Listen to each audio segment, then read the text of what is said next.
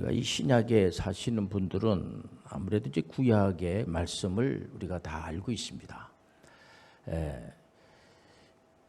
하나님께서 이제 노아 홍수 사건 이후에 갑자기 그 믿음의 조상 아브라함을 이렇게 이제 선택을 하게 됩니다. 그러고 나서 아브라함의 가문을 이뤄서 가나안 땅까지 갈 수 있도록 기회를 주십니다.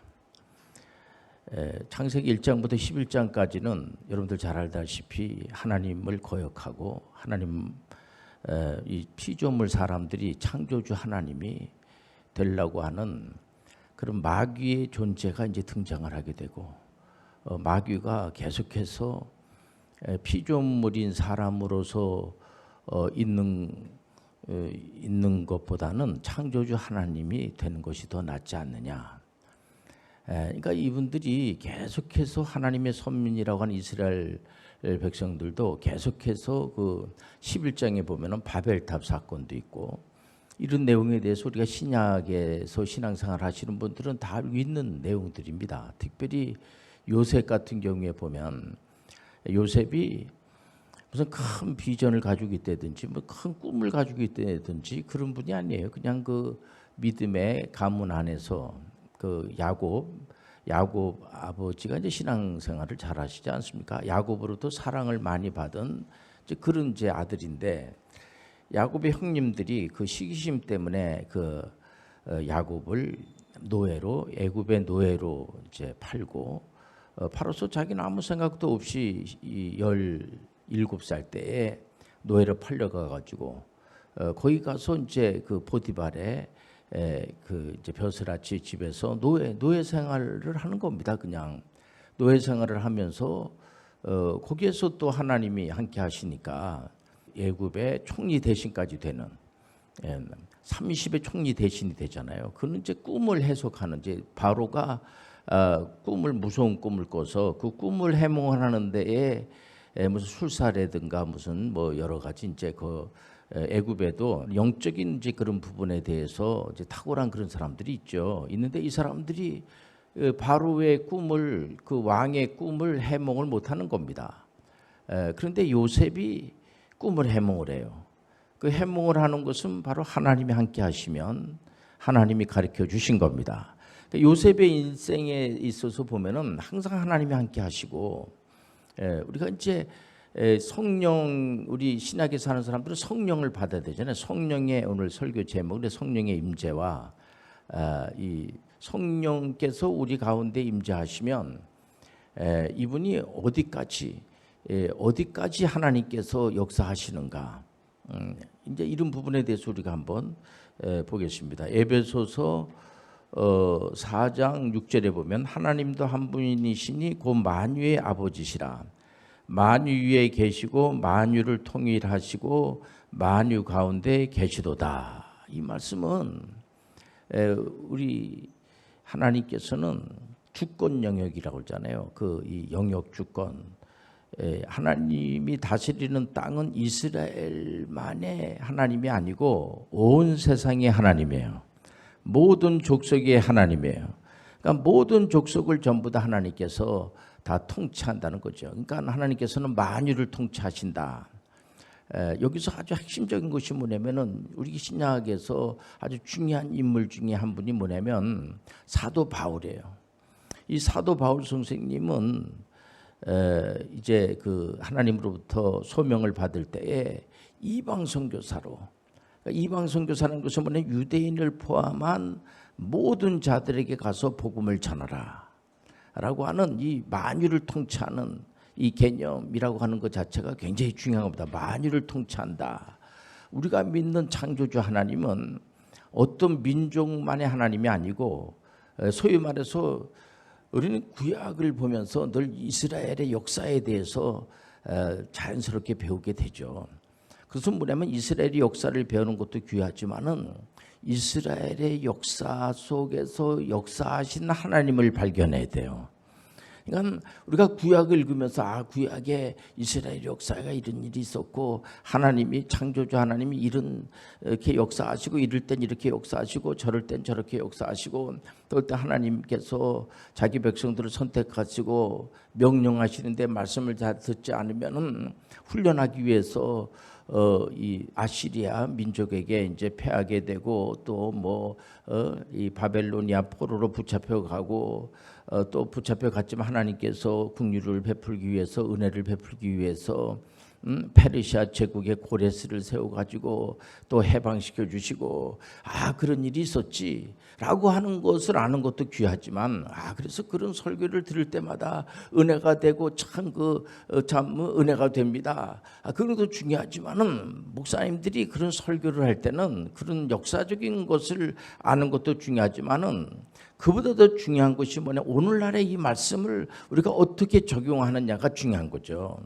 그러니까 우리가 뭐 책을 보더라도 그 책에 그런 내용이 있었구나 그런 거로 끝나면은 그는 이제 그 목표가 아니죠. 우리가 이런 말씀을 듣고 난 다음에 내 삶에 어떻게 이걸 적용하는가.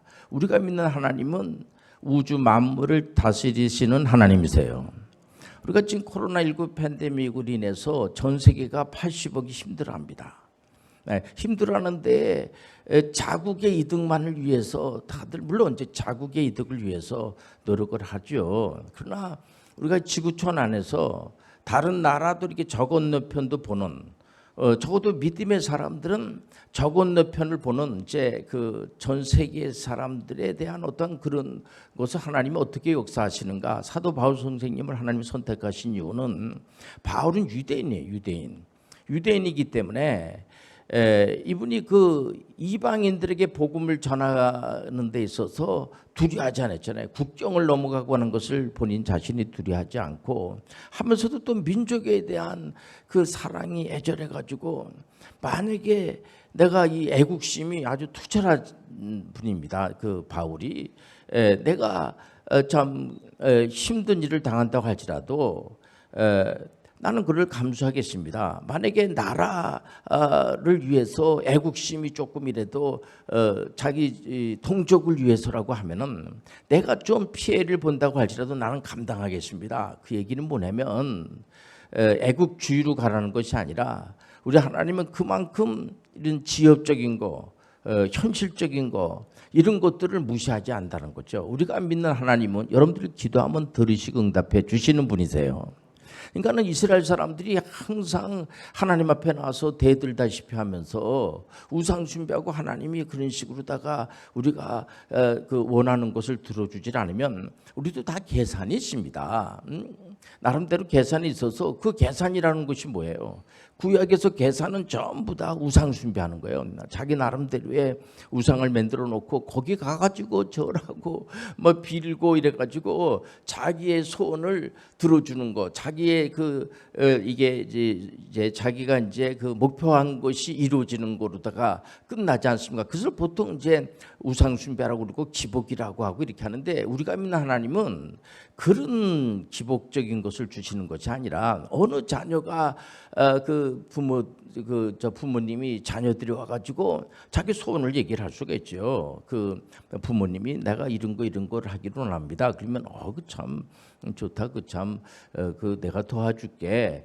그렇지만은 어린 아이가 와가지고 지금 학교에서 이제 공부도 해야지 되고 좀 실력을 쌓아야 되는데 와가지고 요즘 이제 이게 목사님 설교 안 들었어요. 요즘 학력 파괴 시대인데 요즘 공부한다고 그래가지고 이 인생이 공부가 전부가 아니잖아, 아버지. 그렇기 때문에 아버지가 있는 재산을 나한테 주든지 아니면은 내가 이제부터는 이제 공부 이런 거 안 하고 이제 돈 버는 거 한번 해볼 테니까 아버지 좀 도와주세요. 해가지고 도와주는 그런 부모님들은 거의 없을 겁니다.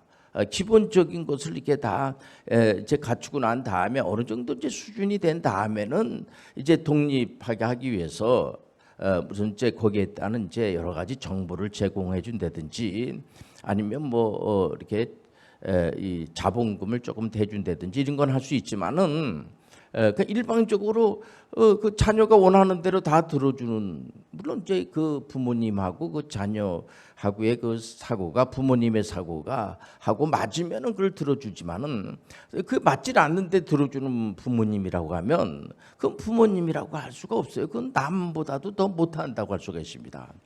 뻔히 잘못된 길로 가는데, 우리가 믿는 하나님은 하나님의 그 창조주 하나님의 목표가 있어요. 그것을 우리가 반드시 그 목표를 달성을 하셔야 돼요. 그것은 뭐냐면은 하나님 사랑과 이웃 사랑입니다. 계명이. 구약 때에는 이 가나안 땅이라고 하는 그 정복, 가나안 땅을 점령하라. 그 얘기는 뭐냐면, 우리 하나님은, 구약의 하나님은 그 뭐 이스라엘 하나님, 이스라엘만 하나님이 다스리는 거로만 알고 있지만은, 호세아서라든가 또 뭐 요나서라든가 보면서 이스라엘 사람들이 저 사람들 하나님 믿지 않은 사람들이고 아주 악하게 그지없고, 저런 사람들이 만약에 하나님을 믿는다고 하면은 나 시험 듭니다. 정말 이런 사람들을 향해서 하나님께서 구약에서도 이방인들에 대한 관심을 많이 갖는 것을 볼 수가 있어요. 우리 하나님은 통치 영역이 전 우주 만물이라고 하는 사실을 우리가 알고 있어야 돼요. 하나님은 우리 통치하는 것이 예배당 안에서만 역사하시는 것이 아니고 정치, 경제, 문화 모든 분야의 하나님이세요. 모든 분야도 하나님이 하시는 거예요. 의료도 하나님이 하시고, 가정 안에 있는 모든 가정 사역도 하나님이 하시고, 하나님이 그 역사하시는 것이 없어요. 하나님의 주권은 모든 부분에 전부 다 역사하시고, 그러니까 종교 개혁자 중에서 갈뱅 선생님은, 이분이 프랑스 사람인데 지금도 한 500년 정도 됐죠. 이 스위스의 제네바가 그때 참 못 살았습니다. 이 사람들이 경제적으로 굉장히 어렵고 힘든 그런 가운데 있었는데, 그때의 오직 성경대로, 오직 믿음으로, 오직 은혜로 이렇게 신앙생활하는 것이 옳은 겁니다. 이러면서 그 제네바에 있는 분들한테 소상공인들을 모아다 놓고, 하나님은 여기에도 역사하십니다. 정치나 경제나 문화나 의료나 모든 분야에 그 주권 영역이라고 하잖아요. 그 아브라함 카이퍼는 이제 그것을 영역 주권이라고 하는데, 그런 신학자들이 성경에서 벗어난 얘기를 하는 것이 아니고, 성경에서 하나님이 다시는 것은 만유를 통치하시는도다. 교회 나와가지고 우리가 예수님의 이름으로 기도하라 그래서 기도하는데, 그냥 구원에 대한 문제만 하나님은, 예수님은 해결해 주시지, 다른 거는 뭐야, 예수님이 그는 세상 사람들도 더 잘하는데, 먹고 사는 거 무슨 이 경제라든가 정치라든가 문화라든가 이런 것들은 세상 사람들이 다 잘해요. 목사님, 우리는 그저 예수 믿고 구원만 받으면 된 거지, 다른 거 더 할 필요가 있습니까? 이렇게 생각하는 분들도 있습니다. 보면 제가 97년도에 IMF 때 이제 주로 기독 CEO들, 사업하는 사람들이 굉장히 힘들어했어요. 연쇄 부도로다가 이제 자기는 아무 잘못도 없는데 상대방 회사가 이게 부도가 나가지고, 저는 그냥 물건 대준 것밖에 없는데 물건값을 못 받으니까 부도가 나가 됐어요. 우리 교수님 어떻게 하면 되겠습니까? 하면서, 어떤 분은 신앙생활을 잘 안 하시는 분들도 너무 어려우니까, 경제적으로 어려우니까 이분들이 이제 성경에서 말하는 경제, 성경에서 말하는 정치, 성경에서 말하는 문화, 또 의료, 이제 의사분들도 많이 오셔서 이제 우리가 한번 깊이 기도하고 연구하고 그냥 계속 부도가 났으니까, 근데 이게 하나님이 하시는 하나의 방법이 아닌가. 이분들이 지금에 와가지고 그 IMF가 끝난 지가 꽤 오래됐지 않았습니까? 이분들이 다 나름대로 신앙생활도 잘하시고, 교회마다 장로의 직분도 받고, 또 교회도 세우시기도 하시고, 다 하나님의 은혜 가운데서 다 이렇게 복구하는 걸 제가 봤어요. 낙심된 사람들이 소망을 갖고, 이런 걸 보면은 하나님은 아니 계신 것이 없어요. 하나님은 정치, 경제, 문화 모든 분야도 하나님이 함께 해주시고, 은혜로 충만한 복을 내려주시고, 그러니까 성령이 임재하시게 되면은 하나님은 이 만유를 통치하시는 하나님이시다. 그래서 우리가 이 신앙생활을 할 때 뭐 교회 다니면은 그냥 뭐 예수 믿고 또 예수님 믿으면 이제 모든 죄 사함의 은총을 받고 구원을 받는 거 그 참 감사한 일이지. 뭐 성탄절이나 한번 교회 가서 이렇게 나 예수 믿으니까 이제 그런 분들도 있는데, 아니 우리가 영적인 훈련을 이 하나님 말씀으로다가 계속해서 말씀 훈련을 할 필요가 있어요. 신앙의 훈련을 해야지 되고, 이 하나님 말씀으로다가 만유를 통치하신다. 이게 만만치 않거든요. 그러니까 신앙이 처음부터 신앙이 이렇게 완벽한 그런 신앙 생활 할 수 있게끔 해가지고 태어나는 사람은 한 사람도 없습니다. 태어나갖고 난 다음에 하나님 앞에 갈 때까지 신앙이 계속 자라는 거예요. 자라는데 뭘로 자라냐면 말씀을 들음으로 자라는 거예요. 하나님의 말씀만으로 우리가 자라는 거예요. 기도함으로 자라는 거예요. 찬양으로 자라는 거예요. 또 이 교회 내마다 오늘도 이게 이제 성가대 이제 특성도 부르고 했지만은 교회 안에 보면은 다 조직이 있지 않습니까? 뭐 남성교회, 여성교회, 또 성가대, 또 뭐 이렇게 다 그 부서별로 그러니까 처음에 이제 신앙생활로 오신 분이 이제 세례 교육도 받고 세례 받으시고 난 다음에 이제 거기 나이에 맞게끔 또 직능별로 들어가 가지고 거기 맞춰서 거기에 잘 이제 관계를 맺으면서, 그래서 우리가 신앙생활 한다는 것 자체가 만인을 통치한다는 것은 우리가 하나님과의 관계가 굉장히 아주 중요한 겁니다. 나와 하나님과의 관계, 나와 또 그런 교회하고의 관계, 또 나와 그 직장 생활하는 데의 관계. 특히 전문의 선교하시는 분들은 자기가 이제 직장 생활하지 않습니까? 자기가 가지고 있는 직업, 이 직업이라고 하는 것이 굉장히 중요한 거예요. 그래서 이 기독 CEO들한테 제가 주로 많이 이제 강조하는 것이 뭐냐면, 이 CEO들은 이거 자기가 그 회사를 하나님 주신 선물로 알고 이 살아있는 생명체입니다. 그 때문에 그 생명체이기 때문에 본인 자신이 그 사역을 할 때 아주 귀하게 여기고 감사하게 여기고, 이것이 전부 다 하나님의 일이라는 거죠. 여러분들이 오늘도 하루 일과를 마치고 우리가 이제 기도에 모였는데, 여러분들 그 일 가운데도 하나님의 사역을 하신 거예요. 그러니까는 칼빈 선생님은 직업의 소명서를 강조한 것이 뭐냐면, 보통 이제 이 목사님들은 다 소명을 받았다고 그러죠. 그러니까 오직 하나님의 말씀과 기도로 전무하기 위해서 나는 이제 하나님께서 나를 선택을 했기 때문에 신학대학원 가고 내가 공부를 해서 목사 안수를 받고 이제 그 말씀을 전한다 이렇게 하는데, 그것뿐만 아니고 이 하나님의 나라는 안이 계신 곳이 없기 때문에 하나님께서 통치하지 않는 곳이 없어요. 그렇기 때문에 우리가 가지고 있는 직업의 소명, 내가 하고 있는 일 가운데서도 하나님이 역사하신다는 거죠.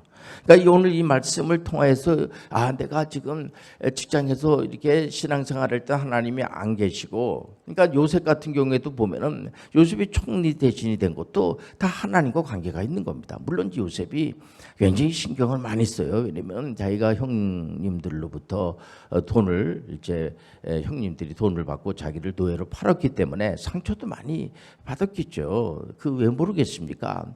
그러나 그러다 보니까는 이분이 이 바로의 눈치도 많이 살펴보면서 또 하나님이 역사하시는 것도 잘 보면서 우리가 이 땅에 살아가면서 이런 방법으로 저런 모양으로 여러 가지 방법으로 살아가는 거죠. 직업도 뭐 다양하니까 여러 가지 직업을 가지고 살아가죠. 그러나 이 모든 직업을 가지고 살지만은 하나님과 함께 하는 거예요. 그래서 항상 우리가 이 하나님과 멀리하면 안 돼요. 그러니까 그 IMF를 통해서 많은 기독 CEO들이 그 어려움을 당하니까 하나님을 찾을 수밖에 없었던 거죠. 그래서 하나님 앞에 나와 가지고 교회도 세우고 이런 분들이 굉장히 많아요. 보면. 그러니까 우리가 지금 우리 대한민국만 하더라도 많은 정치, 경제, 문화 아직 부족한 것도 많이 있지만은 많이 발전된 걸 보면 하나님이 극진하신 은혜라는 거죠. 여러분들 가끔 어떤 분들 보면은 목사님이 지엽적인 거 하나님 앞에 나가서 기도해도 됩니까? 일용할 양식을 달라고 기도해도 됩니까? 경제적으로 조금 굉장히 힘든데 어떡하겠습니까? 예수님의 이름으로 이렇게 기도해도 됩니까? 그건 기복인 거 아니겠습니까? 이런 분들도 있어요. 얼마든지 여러분들 예수님의 이름으로 건강을 놓고도 기도하시길 바랍니다. 근데 얼마든지 예수님의 이름으로 여러분들의 사업장을 놓고도 기도하시길 바랍니다. 여러분들 얼마든지 여러분들 가정의 문제를 놓고도 기도하시길 바랍니다. 학생들은 또 자기 이제 이번에 학교 문제 때문에 기도하고 또 여러 가지 이모저모로 기도하는 분들 있지 않습니까? 그리고 기도를 통전적 기도를 하라. 이런 말씀이 있어요. 우리 하나님은 우리의 기도를 들어주지 않는 분이 아니라는 거죠. 그러나 우리가 이 기복적인 신앙이라고 하는 것은 뭐냐면 자기 욕심만 채우고 아무런 그냥 목표도 없이 우리가 이제 이 신앙생활 하시는 분들은 하나님 사랑과 이웃 사랑을 어떻게 표현할 것인가? 여러분들 전문인 선교로 표현하시길 바랍니다. 엄밀히 말해서는 우리 이제 개혁교회에서 신앙생활 하시는 분들은 전부 다 선교사예요. 믿음의 결국은 영혼의 구원이다 해서 여러분들이 하고 있는 이런 직업을 가지고 있는 그곳에서 여러분들 하나님께 영광 드리는 것을 여러분들 자랑스럽게 여기시길 바랍니다. 전문인 선교 대상을 받는 분들이 다들 나는 전문인 선교사라고 의료 선교사도 계시고 어떤 분들은 이제 건축 하시는 건축 하시는 분들, 어떤 분들은 학생들을 가르치는 교수님 사역도 하시고 또 정치도 봉사하는 거 아닙니까? 정치, 경제, 또 교육, 의료, 또 건설, 국방 이런 쪽에서 이제 사역하시는 분들을 이제 발굴해 가지고 전문의 선교 대상을 주지 않습니까? 이게 뭡니까? 우리가 그런 대상을 자꾸만 주는 걸 뭐냐면 활성화시키기 위해서 이제는 차별화를 넘어서 특화 시대다 그래요. 차별화는 뭐냐면 그동안의 이노베이션이 혁신이라고 그러지 않습니까? 혁신을 넘어서 차별화로. 그래서 좋은 기업에서 이제는 위대한 기업으로 이제 좋은 사람이지만은 위대한 사람으로 이렇게 좀 바뀌고 있는 것은 뭐냐면은 많은 사람들에게 좋은 영향력을 미치는 이제 그러니까 지금도 많은 분들이 예수님을 찾을 수밖에 없는 겁니다. 지금 이게 질병이 지금 이게 굉장히 오래 가니까 많은 분들이 걱정을 많이 하는 거예요. 우리 모든 신앙인들이 기도할 때마다 하나님께서 들어주시고 응답해 줄 줄 믿습니다. 지금이야말로 기도할 때예요. 보라 지금 은혜 받을 만한 때요. 기도할 때입니다. 그래서 바울 사도는 에베소 교회를 세울 때 에베소 교회가 참 힘든 지역에 세운 교회가 아닙니까? 고린도 교회도 그렇고 빌립보 교회도 이게 뭐냐면 바울 사도는 이제 이분이 그 유대인이잖아요. 유대인인데 유대인들만 그 구원받으면 되는 겁니다. 유대인들만 선민이니까. 근데 우리 하나님은 유대인만의 하나님이 아니라는 거죠. 그래서 바울 사도에게 마게도니아인의 환상을 보고 난 다음에 바울은 처음에 아시아에서 복음 전하려고 가다가 환상 보고 난 다음에 유럽에 가서 복음을 전하면 바울이 전한 복음은 그곳이 바로 중심국가가 되는 거예요. 바울이 전한 복음은 여러분들 악한 영의 세력이 물러나고 하나님의 교회가 세워지는 거예요. 그러니까 우리가 전문의 선교하시는 분들도 돈 많이 벌고 이런 것도 귀하죠. 그래서 좋은 일 하는 것 중요합니다. 그러나 천국 복음을 전해야지 돼요. 예수님을 소개할 줄 알아야 돼요. 하나님 말씀을 소개할 줄 알아야 돼요. 우리는 믿음의 결국은 이 하나님의 나라니까는 그 바울 사도는 이방 사역자로다가 완전히 그 택함을 받고 그래서 마태복음에 보면 세리 마태가 유대인이지 않습니까? 그래서 복음을 전할 때도 먼저 예루살렘에 가서 유대인들한테 먼저 복음을 전하고 아래 이방인들은 마치 처음에는 이제 거들떠 보지도 않는 그런 메시지를 전하는 것처럼 보였지만은 마태복음 이제 후반장으로 가면 28장까지 가면 이방인들에게 얼마든지 복음을 전하라. 그래서 우리가 아직도 예수 믿지 않는 분들에게 얼마든지 예수를 전하시길 바랍니다. 혹시 그분들이 예수님을 전혀 모르는 그런 분들이라고 하면 더 여러분들이 잘해 주시면서 말도 이렇게 참 인격적으로 하면서 이렇게 밥도 좀 사줘 가면서 얼마든지 그분들에게 천국 복음을 전해서 주님 앞으로 올 수 있도록 하는 일을 얼마든지 할 줄 아는 그러한 전문인 선교사들이 되시길 바랍니다.